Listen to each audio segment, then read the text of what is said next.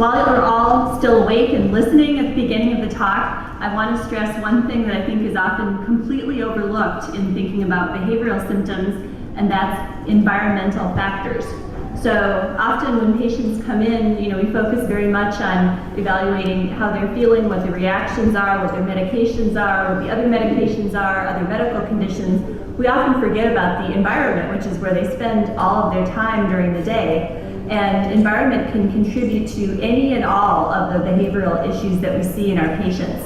So I want to ask all of you to take a moment the next time you have a patient who comes in with any of these behavioral symptoms and ask a little bit about, has there been a change in their environment? Did someone new move into or out of the house? Is it possible, for example, that the patient is hungry and they're not able to express it?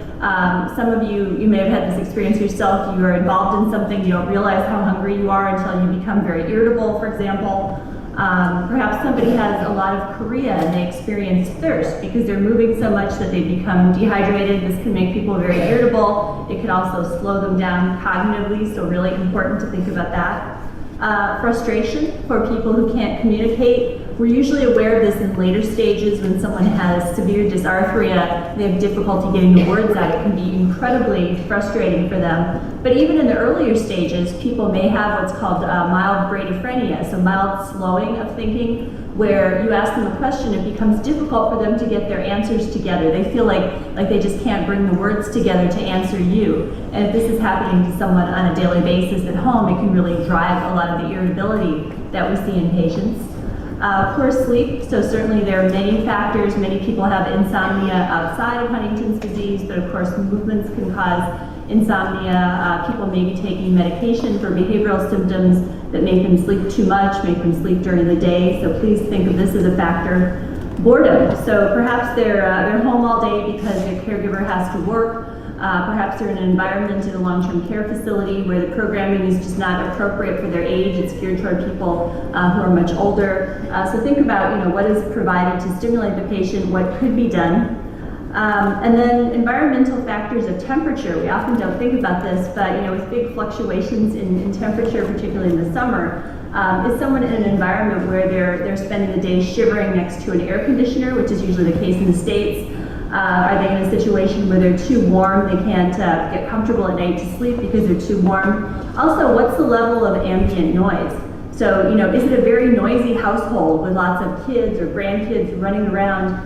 For some patients, this will make them extremely irritable. They're always shouting at people to be quiet and leave them alone. Other people become very deactivated. So if it's too noisy around them, they just sort of shut down. So please think about these things when you're evaluating your patients for behavioral symptoms. So this is sort of an overview of all the many behavioral disorders that we could discuss today.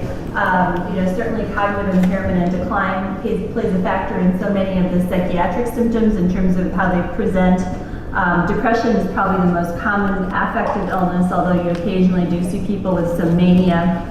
Psychotic disorders are probably more common than we think. We often don't think to ask about them. We probably think they happen more in later stages, but if we ask carefully about delusions, it's possible that there's a bit more of it going on than we understand.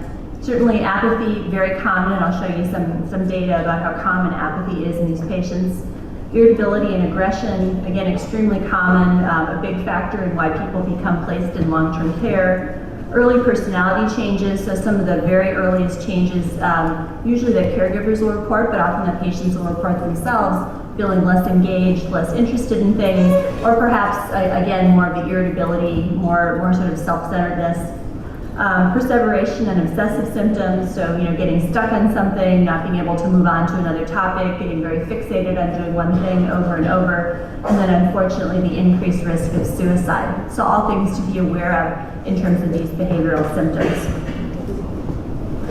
So this is a really lovely piece of bringing together of data that Eric Van Gien did a few years ago. He published this showing the progression of various behavioral symptoms. So here you have several of the behaviors that I talked about, including apathy here and then depression.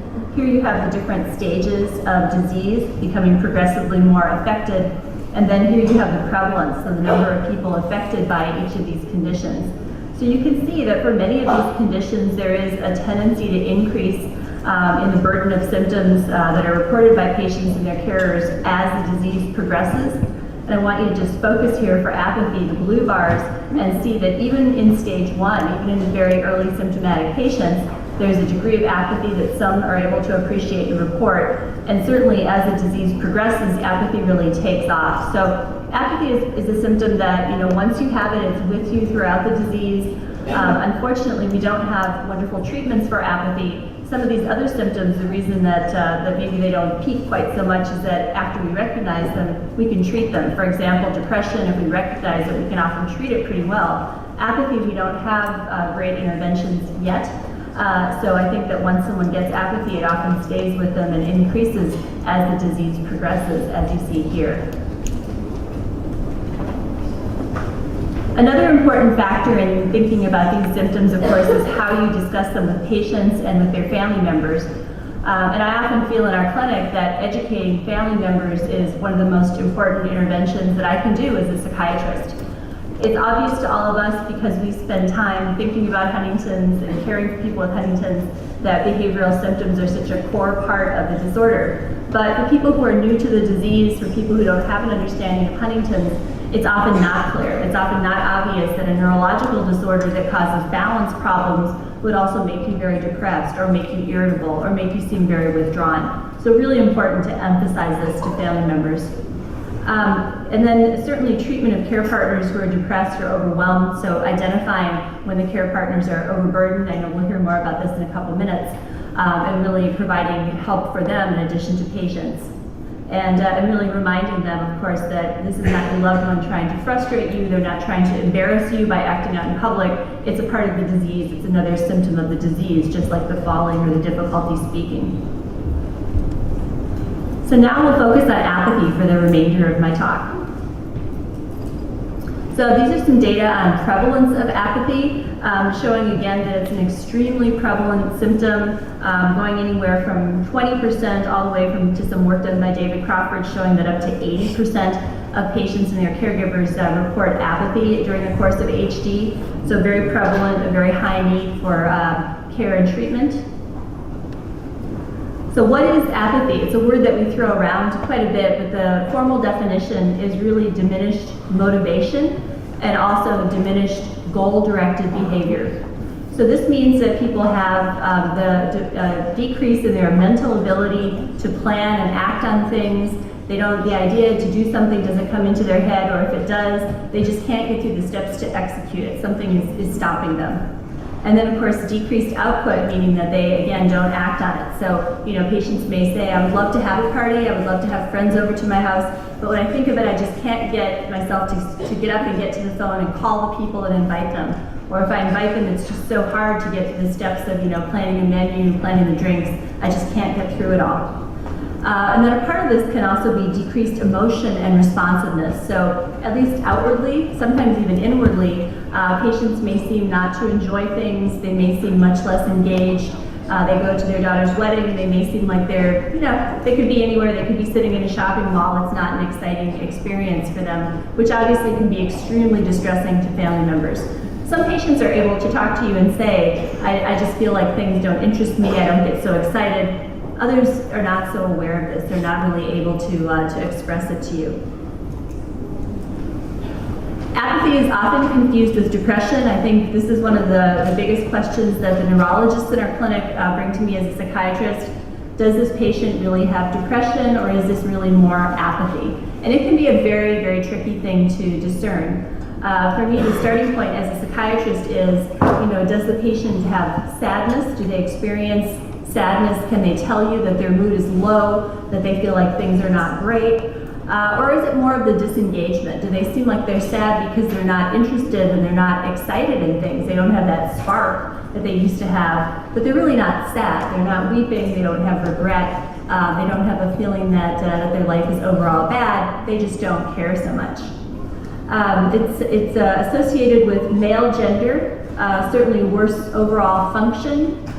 Those who have apathy have a higher tendency to be on neuroleptics and benzodiazepines. This is probably a case of some of the medication also driving the apathy and making it worse. And a key thing, of course, that's often much more distressing to the patient, to others than to the patient. So again, the family will often come in and really identify it and put it in front of you. The patient's not so concerned by it. So these are the treatment guidelines that I mentioned that were developed by the EHDN and Huntington Study Group behavioral working groups together. These guidelines are available now on PubMed for those of you at academic institutions, and they should be available by open access within a few days. They're treatment guidelines not only for apathy, but for several other behavioral symptoms. So I would urge you to look for these in a couple of days. And these guidelines go through in the section on apathy, very general recommendations. So starting an evaluation of apathy, differentiate apathy from impaired ability to perform tasks. So, the family says, well, they sit around all day, they're not out, playing football, or they're not out hunting or doing yard work like they used to. Well, perhaps that's because they fall when they try to do those things. That doesn't necessarily make you apathetic. It means that you have decreased physical ability. Or perhaps cognitively, they don't do their taxes anymore. They don't seem interested in our family finances. Well, maybe cognitively they're just not able to engage in those things, but if someone sits with them and explains it, they'll actually become quite interested.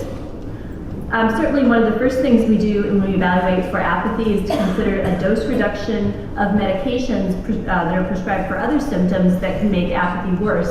So as I mentioned, if your patient is on neuroleptics, if they're taking benzodiazepines, and unfortunately some of the antidepressants, particularly the SSRIs, can really blunt someone's appearance, they can make them disengaged, and can really make them quite apathetic. So we really check carefully for those. And then of course, if you suspect that there's depression, you would select a more activating antidepressant. I'll talk about that in a second. And certainly treat depression if you think it's part of the picture. In terms of behavioral recommendations, I think these can be quite helpful. So providing prompts. What I mean by this is if you have someone who's apathetic, they're not engaged, they just don't seem interested, take them. If they're okay with being led by the hand, take them over to what you want them to do, sit with them, go through the steps with them. Again, if you give them guidance and you take them through the steps of something, they'll often become engaged, and then sometimes they will become a little bit more animated and seem to enjoy the activity. Another important thing is to adapt activities to what someone can do. So perhaps they can't play football, but maybe they really enjoy watching it with you on television. Perhaps they can't go out on the boat fishing because they would fall, but maybe they could sit on the shore and at least watch the grandkids fish or sit on the shore and fish. So think about that also. And then in terms of pharmacological recommendations, so I mentioned you'd want to choose a more activating antidepressant such as sertraline or bupropion. Particularly if you're concerned about depression and you're trying to treat both. Sometimes I'll use stimulant medications such as methylphenidate in very small doses. I know this can make chorea worse, so that's a concern. And I do want to flag this warning that you could worsen irritability and sleep disturbances if you give someone an antidepressant that's more activating. So really keep that in mind. There's a balance as you're treating this.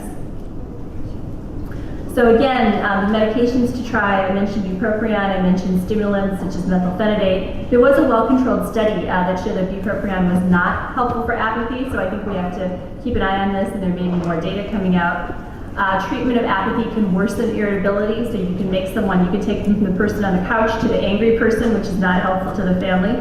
And then please, when you have a chance, check out our guidelines, which are published in the Journal of Huntington's Disease, which I think will be very helpful for this.